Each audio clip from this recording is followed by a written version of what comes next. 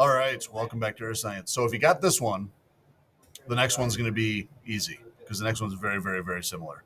Let's look at it in Google Earth first. Let's go down to South America. Again, this is the one you just did, right? So you've got mid-ocean ridge. This plate spreads that way until it subducts underneath the continent. Well, what happens on the other side here? This plate is spreading this way because we know that green is mid-ocean ridge. This plate is spreading this way and going and going and going.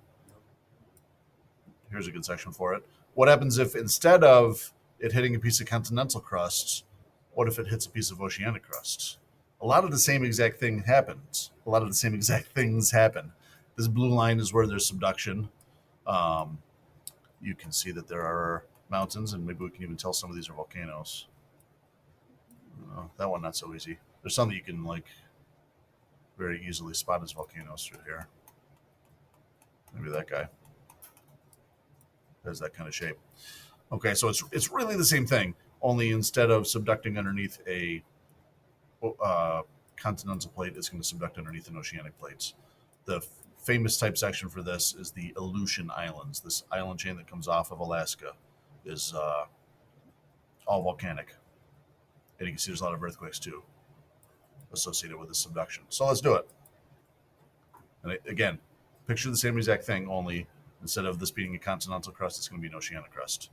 So we'll draw. Bad start. I know drawing a candy is not super easy. Do your best. Thin oceanic crust going that way. And from the other side, thin oceanic crust going that way. And now we're underneath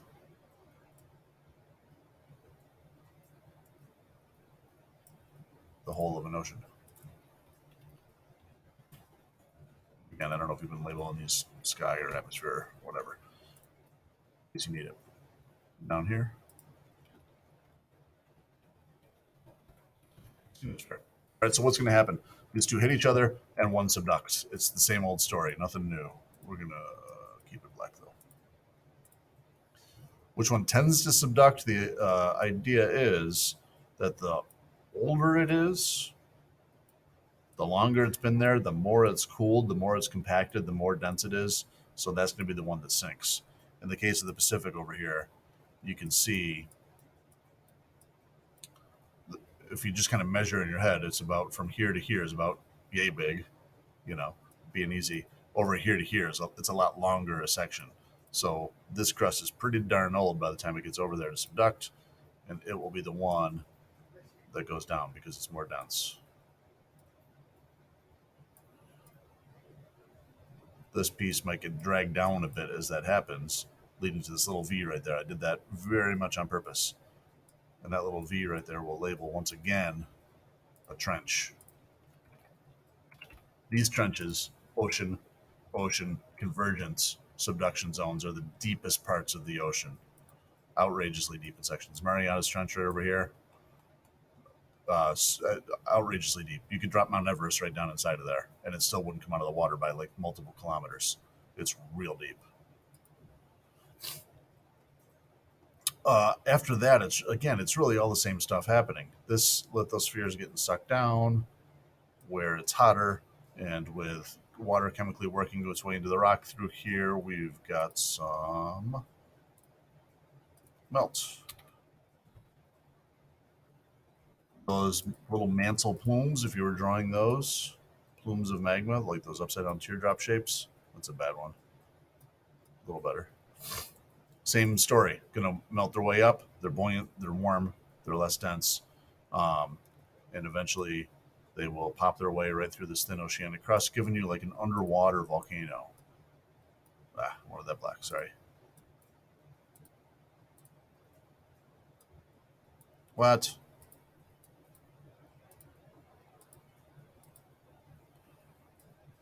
Giving you an underwater volcano. But this is like a conveyor belt. It's going to keep on going, keep on melting, keep on dumping more magma into the system. So that underwater volcano will get bigger, and it will get bigger, and it will get bigger, and it will eventually pop right out of the water. where if you're in a boat, you're going to say, hey, look, that right there is a volcanic island. Kind of the same idea. This was a volcanic mountain chain. This can be a volcanic island. These things tend to happen in arcs. So, volcanic island arc, one volcanic island, or a series of them in an arc. And again, they'll get bigger and bigger and bigger. They'll continually be fed by this magma. They'll continually erupt. Right? That's really it. It's really the same thing.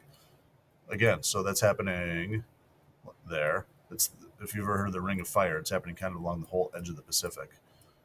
And again, the type section, the textbook easy section, is the Aleutian Island arc right through here.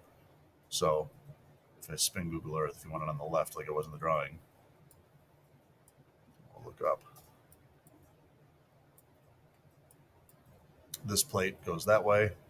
Right on that dark line is subducts underneath. That magma melts and then comes popping back up as these volcanic islands. Yeah, not too bad. All right, let's spell Aleutian Islands just in case that pops up on the quiz. In case.